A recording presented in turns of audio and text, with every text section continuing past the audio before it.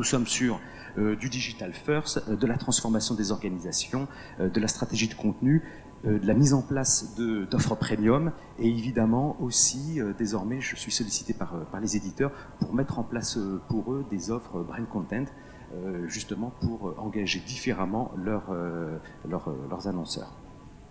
Donc nous avons une conviction qui est claire, c'est que si on veut se distinguer dans le monde de fou qu'on a aujourd'hui, qu'on connaît sur le digital first, enfin sur le digital, eh bien il n'y a que la qualité qui permettra de vous distinguer. Donc les réalisations, les dernières réalisations, eh bien la Provence qui lance voilà, une nouvelle formule, ben, ils nous ont sollicité, ils ont fait appel à Upgrade Media pour la création de son nouveau logo et de la nouvelle maquette. Une nouvelle maquette qui permet effectivement aux équipes de produire beaucoup plus facilement dans une logique web to print. Donc vous avez de quoi retrouver effectivement nos articles sur la création de ce nouveau logo ou de la nouvelle formule.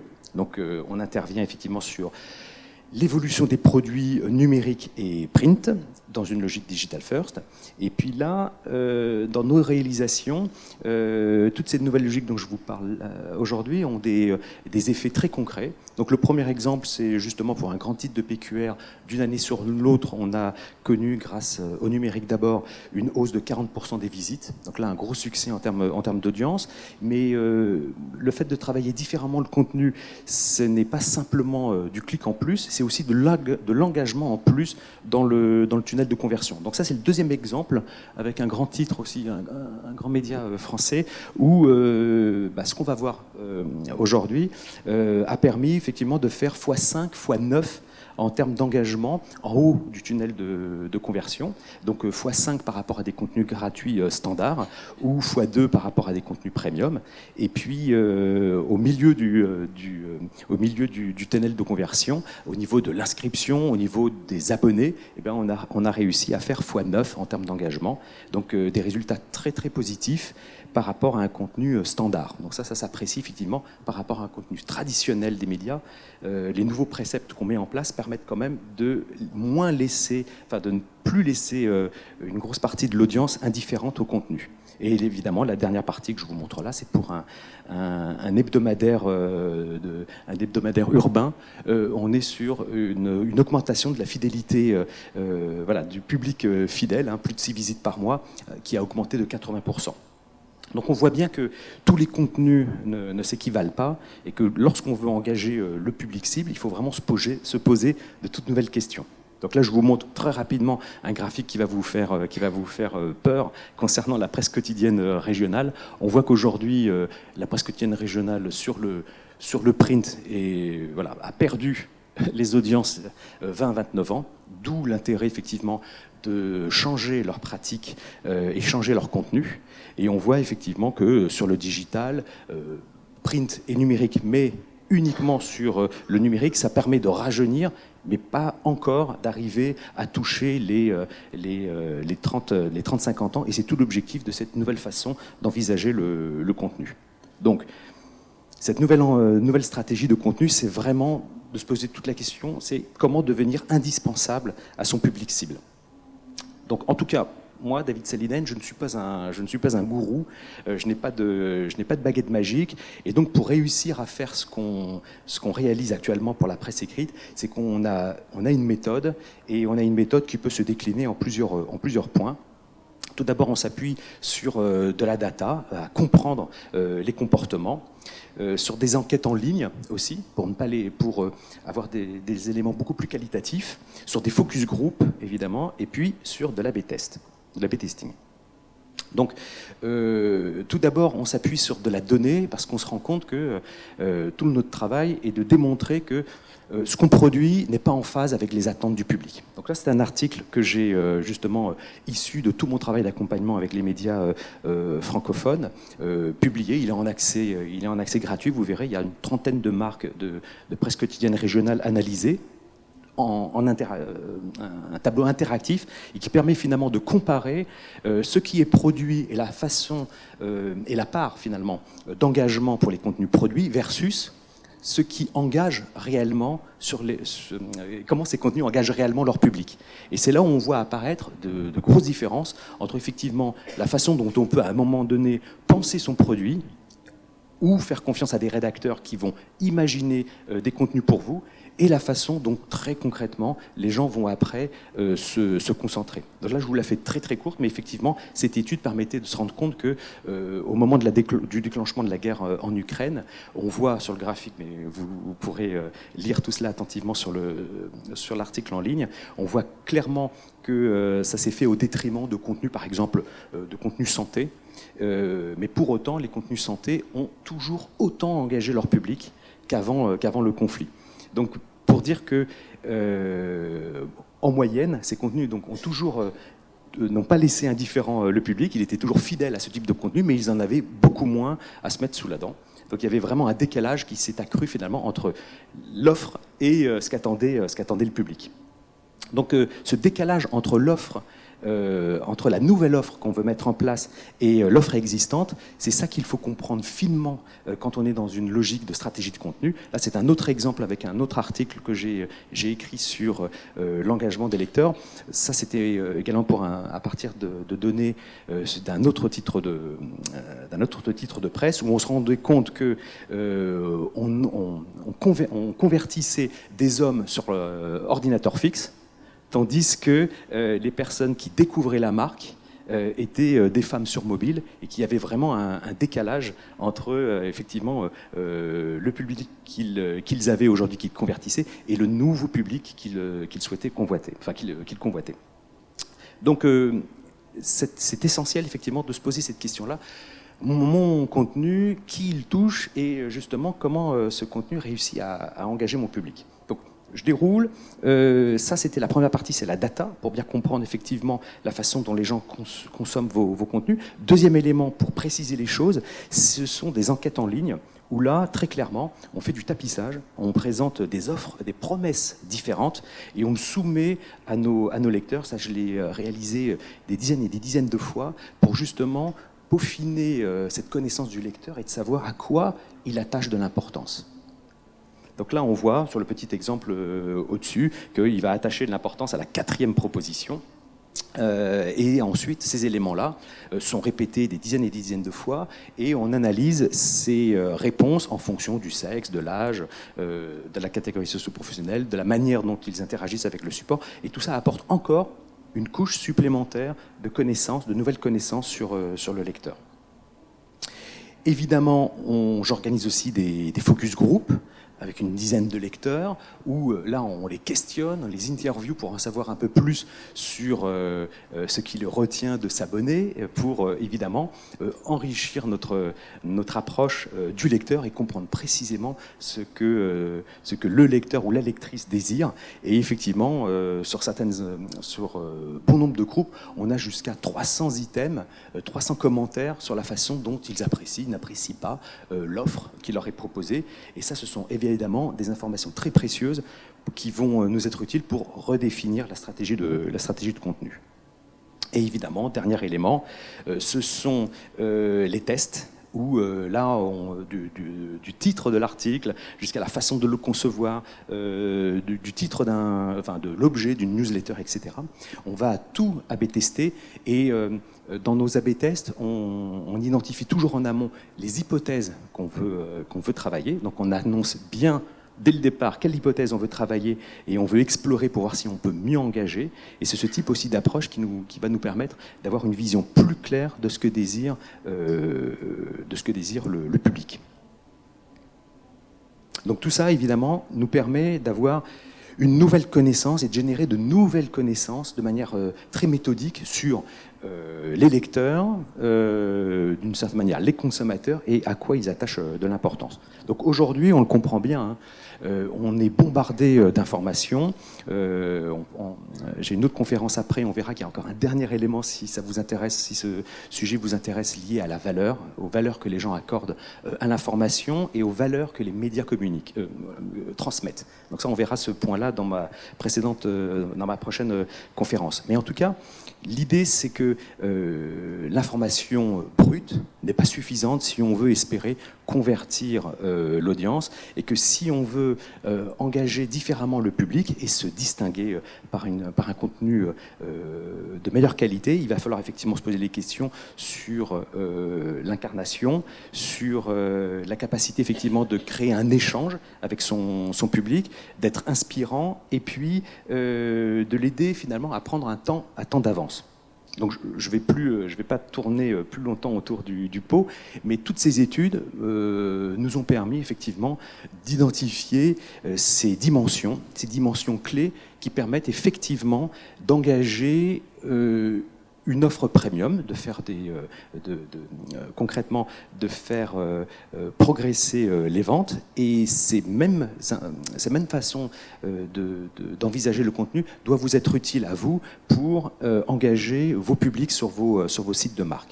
Donc effectivement, il y a le fait d'inspirer, m'inspirer. Alors ce qu'il faut bien comprendre par rapport à ce que je vous ai dit avant, c'est que désormais la consommation est essentiellement une consommation mobile des médias. Donc tout le monde a son téléphone en main, qu'on reprend plusieurs dizaines et dizaines de fois par jour. Donc tout l'enjeu est vraiment de créer un contenu mobile first, avec des formats adaptés au mobile, et donc des choses qui sont rapidement accessibles en un clin d'œil. Donc ce qu'attendent les gens concrètement, c'est le fait d'être inspiré, de se divertir, de comprendre, d'anticiper. Ça, c'est un élément clé dans votre stratégie de contenu. Effectivement aussi de mettre à la page. Ça, c'est un élément à intégrer. Évidemment, de ne pas perdre de temps, de proposer des sélections, de permettre à vos audiences en termes de choix, de faire les bons choix et rapidement, et évidemment d'entrer dans cette logique d'amélioration. Tous les jours, les gens ne se réveillent pas le matin en se disant « je veux être mieux informé », ça n'existe pas. Mais par contre, dans la journée, les personnes veulent apprendre de nouvelles choses et sont disposées effectivement à se poser de bonnes questions pour se remettre en cause et apprendre de nouvelles choses. Donc aujourd'hui, pour mettre en place cette stratégie de contenu, il y a 3 éléments. Donc effectivement, un contenu qui est davantage orienté sur le besoin des gens, comme je viens de vous le montrer avant, les questions clés que vous devez vous poser en amont pour créer votre contenu. Évidemment, pensez ce contenu mobile d'abord, parce que votre audience est là, donc à travers la titraille, le SEO, les angles, les formats. Et puis évidemment, intégrer ce qu'est vraiment le tunnel de conversion. Je vais vous montrer ça. Donc là, je réinsiste à nouveau sur ces points clés. Donc ce qu'il faut savoir, et ça vous le trouverez aussi sur le site Upgrade Media, Juan Senior, qui est un grand spécialiste du contenu, de la stratégie de contenu que j'ai interviewé, ce qui est très intéressant, c'est que lui, il parle d'articles et particles, donc toute l'idée étant qu'aujourd'hui, il ne s'agit pas de produire le meilleur contenu, ensuite il faut le rendre accessible. Et un bon article doit être aussi déclinable en sous-ensemble pour vous permettre finalement de le dispatcher intelligemment sur de multiples plateformes afin de toucher vos cibles. Autre élément, justement sur un focus que j'ai réalisé sur la bonne titraille de vos contenus, c'est de se poser la question, mais finalement, qu'est-ce qu'un titre qui engage mieux et qu'est-ce qu'un titre qui est efficace? Donc ça, c'est un petit focus. Alors j'en ai réalisé plusieurs, mais celui que j'ai mis à disposition sur notre site, c'est celui qui porte sur 40 000 articles produits sur la ville de Lyon. L'enseignement, ce qui est captivant sur cette étude-là, c'est que le titre qui engage le mieux, ce sont des titres prédictifs.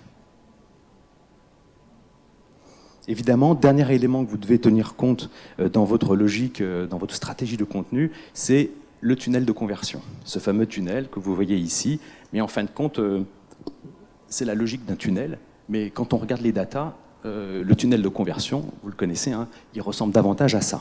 Donc, une audience qui est là sur une première visite, peut-être 2-3, et après, effectivement, une grande perte d'engagement, d'où l'intérêt de penser vos contenus, de rendre votre contenu accessible, et en tout cas, dès la conception, c'est ça l'enjeu, c'est que dès la conception, il faut se poser les bonnes questions sur ce que vous devez mettre à disposition de vos audiences, notamment sur les réseaux sociaux, mais comment il faut envisager ces hameçons qui vont permettre à vos lecteurs d'accrocher à votre contenu.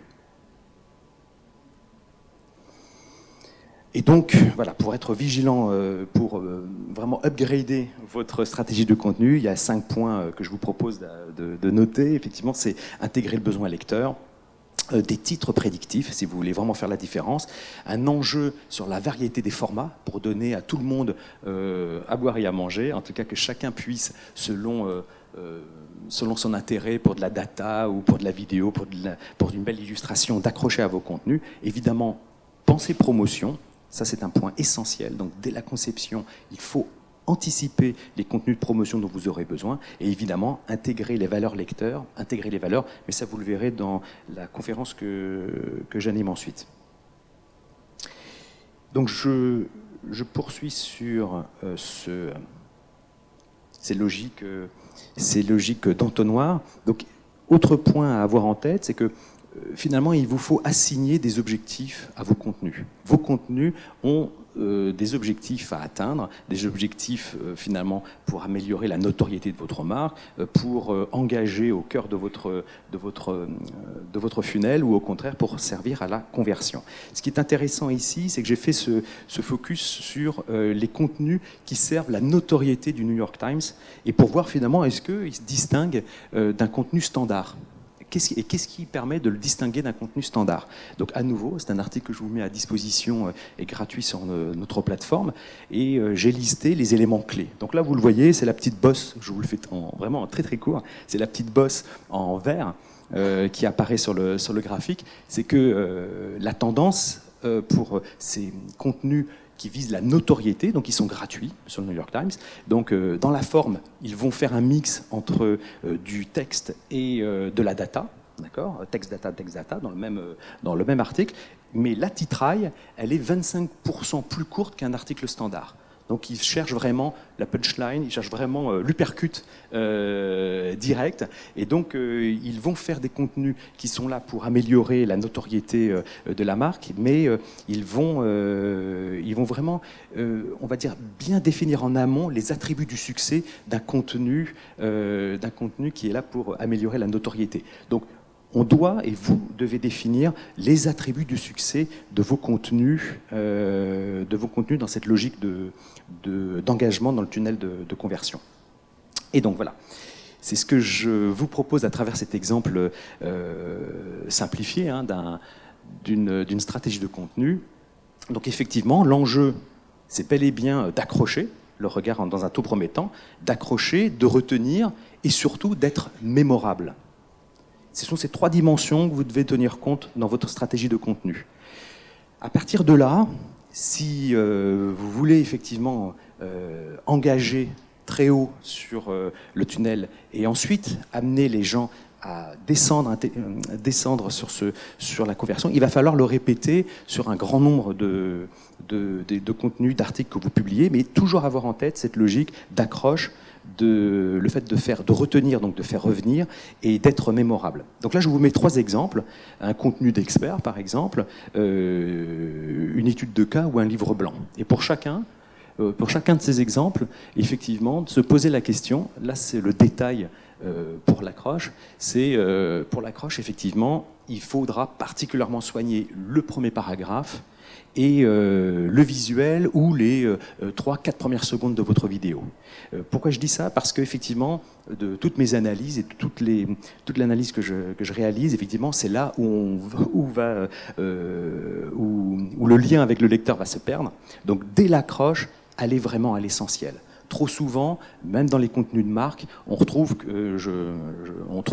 l'info essentielle beaucoup trop bas dans le contenu. Donc vraiment, l'enjeu capital, c'est de faire remonter l'info essentielle, l'info concernante, celle qui va vraiment permettre à votre audience de se dire mais en quoi ce contenu va m'inspirer, en quoi ce contenu va m'aider à gagner du temps, m'aider à anticiper.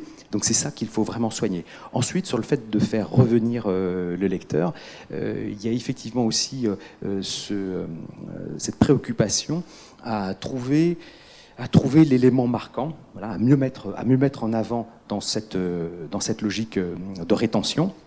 Et puis en fait, dans le fait d'être mémorable, ce qui va compter, c'est effectivement d'appliquer le bon format à la bonne information dans votre article. Donc j'ai entendu tout à l'heure à la conférence parler d'une écriture effectivement simple, rapide, bien sûr, ça vous le savez tous.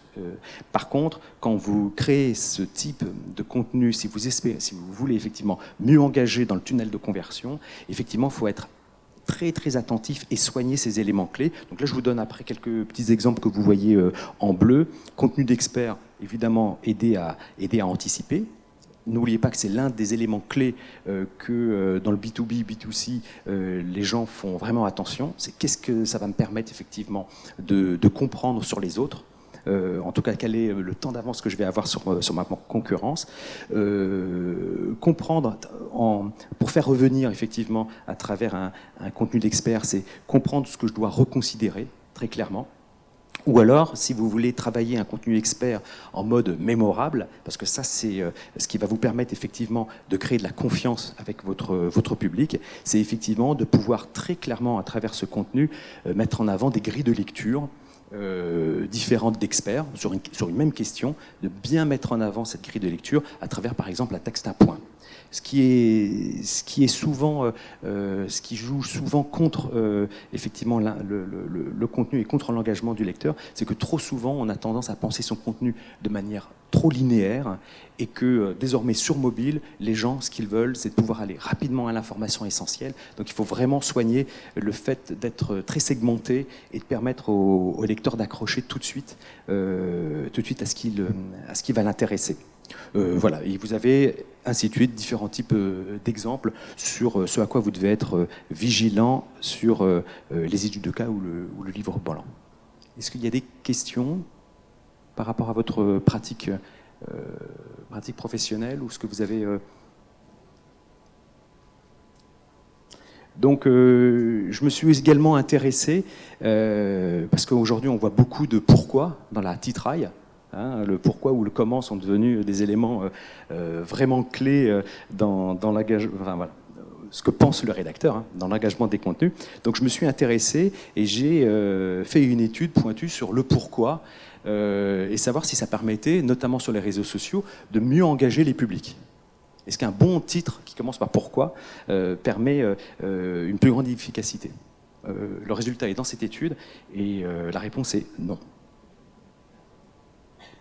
Mais je vous invite à aller le lire. Il n'y a qu'un média qui s'en sort. Et encore, le pourquoi va permettre pas forcément une meilleure conversion dans le tunnel, mais par contre un meilleur partage et un meilleur commentaire. Donc, ce que je vous ai dit tout à l'heure, le voici finalement synthétisé dans ce document. Pensez à l'accroche, pensez à faire revenir et pensez évidemment à être mémorable. Ça, ce sont les consignes que vous devez donner à vos rédacteurs ou les consignes que vous devez avoir bien en tête pour soigner vos contenus si vous souhaitez effectivement créer un contenu qui va se démarquer. Mais ce n'est pas encore suffisant. Quand on a ça en tête, ce n'est pas suffisant. Ce qu'il va falloir ensuite soigner, ce sont ces nouveaux formats. N'oubliez pas, comme je vous l'ai dit, vous êtes consulté désormais majoritairement sur mobile et donc il faut introduire ces contenus mobiles comme l'anecdote audio, comme évidemment le podcast, le texte segmenté. Là, je vous ai mis quelques exemples clés pour vous permettre effectivement l'infographie, mais attention, l'infographie légère parce que souvent on a tendance à mettre beaucoup trop d'infos sur de rendre les infographies beaucoup trop denses et donc il faut être très vigilant. N'oubliez pas hein, l'accroche. Donc si on veut accrocher, il faut vraiment aller à l'essentiel. Et n'oubliez pas, vous devez appliquer le bon format au bon contexte et à la bonne information.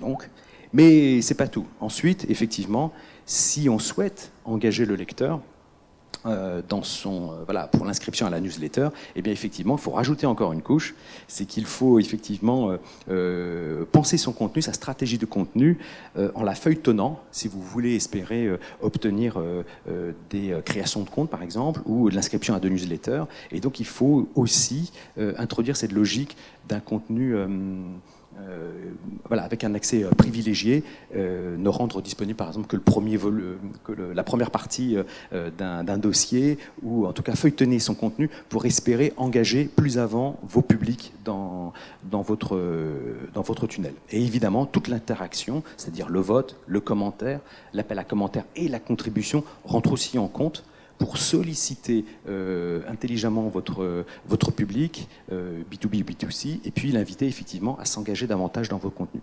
Donc là, on voit que la stratégie de contenu, si on veut la booster, va nécessiter effectivement de répondre à tous ces critères, et évidemment l'avoir systématiquement en tête. Donc je sais bien que c'est ce que vous faites.